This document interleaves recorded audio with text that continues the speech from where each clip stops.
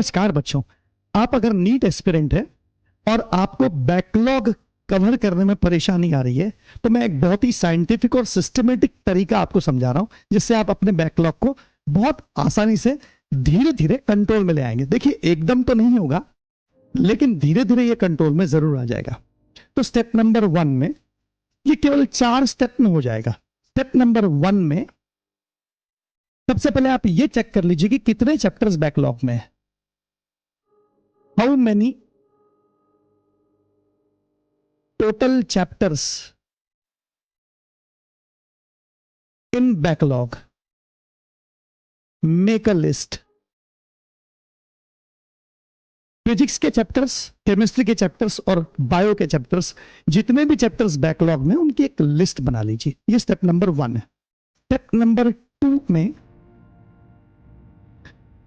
आप morning shift, morning day time से आप हाफ एन आवर निकाल लीजिए, केवल आधा घंटा एक्स्ट्रा निकाल लीजिए, और नाइट वाले शेड्यूल से भी आधा घंटा एक्स्ट्रा निकाल लीजिए।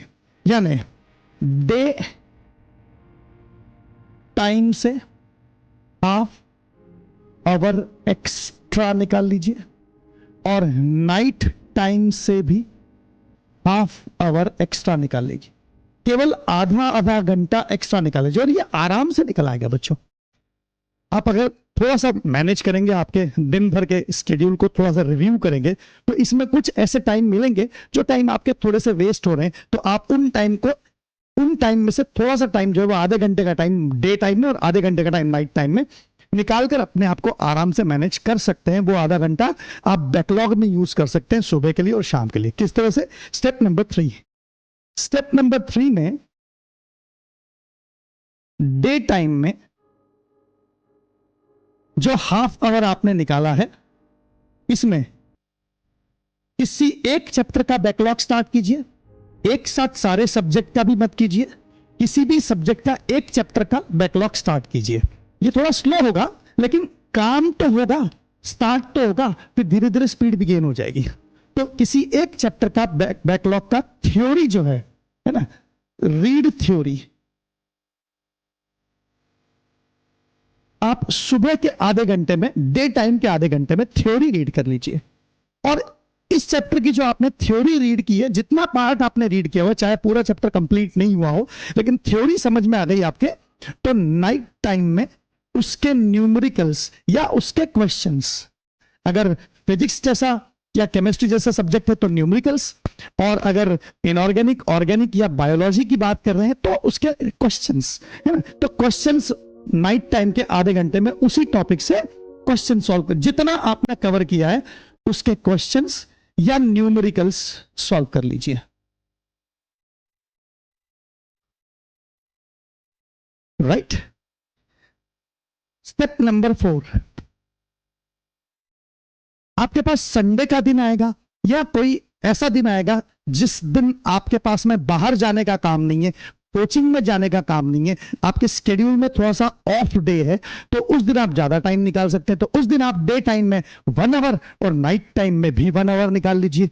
और स्टेप नंबर 3 को 2 बार रिपीट कर लीजिए, यानी डे टाइम में आधे घंटे के 2 स्लॉट में उसी चैप्टर की कंटिन्यूएशन में थ्योरी रीड कर लीजिए, और नाइट टाइम में आधे घंटे के 2 स्लॉट यानी 1 घंटे में क्वेश्चंस और न्यूमेरिकल्स सॉल्व कर लीजिए। तो फॉर ये स्टेप नंबर 3 वाला जो काम है वो है Monday to Saturday. Monday to Saturday जब आप अपने कोचिंग में जाते हैं वहां पर आपको टाइम इन्वेस्ट करना पड़ता है और आपका बिजी शेड्यूल है उस समय। लेकिन फॉर संडेज के दिनों में डे टाइम में 1 आवर दे दीजिए रीड थ्योरी, और नाइट टाइम में 1 आवर दे दीजिए 12 क्वेश्चंस, या फिजिक्स जैसा सब्जेक्ट हो तो न्यूमेरिकल्स। ओके। तो अगर आप इस प्रकार से 4 स्टेप में सिस्टमैटिक वे में अगर बैकलॉग को मैनेज करने की कोशिश करेंगे तो धीरे धीरे बैकलॉग 100% मैनेज होगा आपके करंट पोर्शन की स्टडी को बिना डिस्टर्ब किए। बाकी टाइम आपके जो करंट पोर्शन का स्केड्यूल आपने जैसे बना रखा है वैसे पढ़ाई करते रहिए। ठीक है बच्चों, बेस्ट ऑफ लक। और बैकलॉग को आगे से मत आने दीजिए आपकी लाइफ में। जो आ चुका है वो तो आ चुका है, लेकिन अब आगे की लाइफ में आपके बैकलॉग को मत आने दीजिए। यानी करंट में जो काम चल रहा है उस काम को सिंसियरली कीजिए ताकि वो बैकलॉग क्रिएट ना हो। थैंक यू, धन्यवाद।